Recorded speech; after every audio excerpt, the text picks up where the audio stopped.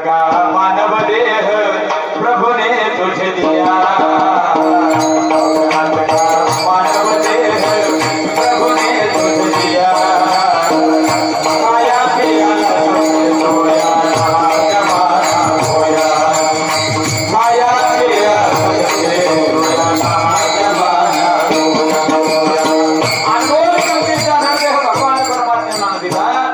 त्याच्यात 100 वर्षाचं आयुष्य दिलं आणि ते आयुष्य सुद्धा तुमचं आमचं निघून चाललं.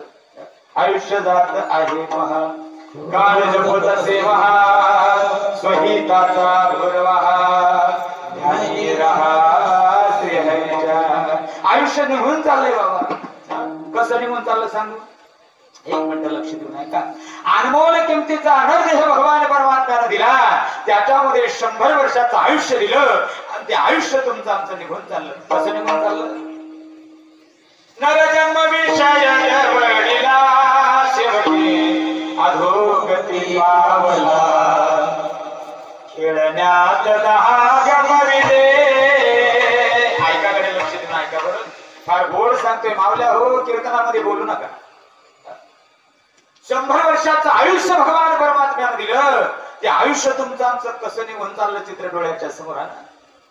नरजन्म विषय वडिला शेवटी अधोगती पावला, खेळण्यात दहा गमविले.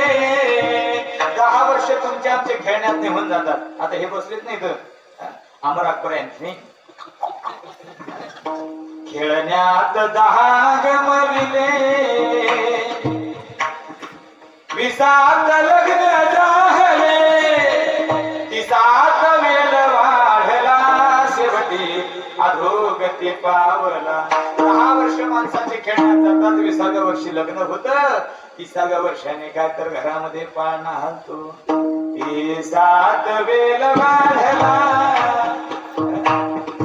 नरजन्म विषय वडिला शेवटी अधोगती पावला, खेळण्यात 10 गमविले, 20 लग्न झाले, 30 वेळ वाढला, शेवटी अधोगती पावला.